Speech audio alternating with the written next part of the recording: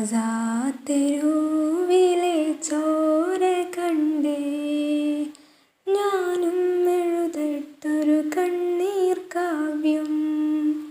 പിഞ്ചോമന മക്കളെ ചോരക്കായി ദാഹിച്ചലയുന്ന ചെന്നായ്ക്കൂട്ടം. മരിച്ചത് ഞാനല്ല, നീയാണ് മുസ്ലിമേ.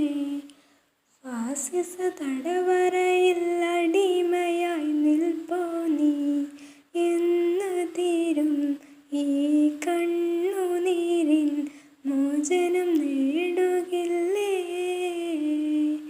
ഫലസ്തീൻ ചിരിയെന്നത് കാണാക്കിനാവല്ല, അറബി പൊൻ വിളയുന്ന